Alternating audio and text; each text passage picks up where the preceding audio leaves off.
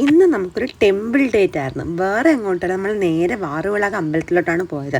അവിടെ നമ്മുടെ സെർജിയോ റാമോസിന് ചോറ് കൊടുപ്പായിരുന്നു. പാപ്പിടുമൊക്കെ ആണെങ്കിൽ രാവിലെ കുളിച്ചൊരുങ്ങി സെറ്റായിട്ട് നിന്ന്. അവിടെ ചെന്നപ്പോഴത്തേനും നമ്മൾ റാമോസ് മുണ്ടൊക്കെ കൊടുത്ത് അടിപൊളിയായിട്ടിരിക്കണം. ഇതെന്ന് പറയാൻ നമ്മുടെ കോരണിയിലുള്ള വാറുവിളാക അമ്പലമാണ്. അങ്ങനെ വെള്ളച്ചോറും പായസവും നെയ്യും ഉപ്പും മുളകും പുളിയും എല്ലാം കൂടി നമ്മുടെ സെർജിയോ റാമോസ് ആദ്യമായിട്ട് ചോറുണ്ട്. അവൻ്റെ അച്ചാച്ചനാണ് ആദ്യം ചോറിട്ടത്. പിന്നെ പുറകെ എല്ലാവരും അവന് ചോറ് കൊടുത്തു. ശരിക്കും നമ്മുടെ കുട്ടികൾ ജനിക്കണതും അവരുടെ നൂലുകെട്ടും ചോറൂണും ആദ്യത്തെ ബർത്ത്ഡേയും എല്ലാം നല്ല നല്ല ഓർമ്മകളാണല്ലേ. കഴിഞ്ഞ വീഡിയോസ് നമ്മുടെ ചൊരണ്ടിയായ്സ് എവിടെയാണെന്ന് എല്ലാവരും കമന്റ് ഇട്ടിട്ടുണ്ടായിരുന്നു. സോ നമ്മുടെ ചൊരണ്ടിയായ്സ് ഈ ഞായറാഴ്ച മുതലപ്പുഴയിലായിരിക്കും ഉണ്ടായിരിക്കുന്നത്. അങ്ങനെ അച്ചാച്ചനും കൊച്ചച്ചന്മാരും അമ്മയും എല്ലാവരും മാറി മാറി അവന് ചോറ് കൊടുത്തു. കോരണിയിലുള്ള ഈ ഒരു വാറുവിളാക അമ്പലത്തിൽ ഉത്സവത്തോടനുബന്ധിച്ച് തൂക്കും ഉരുളും ഒക്കെ ഉണ്ട്. അപ്പൊ നിങ്ങളിലാരെങ്കിലും ഇവിടെ അതൊക്കെ കാണാൻ വന്നിട്ടുണ്ടെങ്കിൽ ഉറപ്പായിട്ടും കമന്റ് ചെയ്യണം. അങ്ങനെ അവന് ചോറൊക്കെ കൊടുത്തു കഴിഞ്ഞ് ഹിന്ദു ആചാരപ്രകാരം ചോറ് കൊടുക്കുന്നതിന് മുന്നേ നമ്മൾ കുട്ടികളെ അമ്പലത്തിൽ കയറ്റില്ല. അങ്ങനെ അവൻ ആദ്യമായിട്ട് അമ്പലത്തിലും കയറി. ഇനി അവന് നടുക്ക് പൊട്ടിടാം, അമ്പലത്തിൽ കയറാം. പിന്നെ ഇന്ന് അവന് തുലാഭാരമായിരുന്നു. വാഴക്കൊലയിലായിരുന്നു അവന് തുലാഭാരം നടത്തി. ചോറ് കൊടുത്തപ്പോൾ നല്ല കരച്ചിലായിരുന്നെങ്കിലും തുലാഭാരത്തിന് ആള് സൈലന്റ് ആയിട്ട് കിടന്ന്. ചിലപ്പോൾ തൊട്ടിലേക്ക് കിടക്കാന്നുള്ള ഓർമ്മയായിരിക്കും. പിന്നെ കുറച്ചു നേരം അമ്പലത്തിൽ സ്പെൻഡ് ചെയ്തതിനു ശേഷം അവനെ അടിമ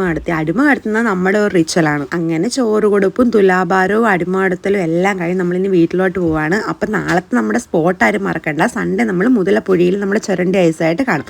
അപ്പൊ നമുക്ക് എല്ലാവർക്കും അവിടെ വെച്ച് കാണാം.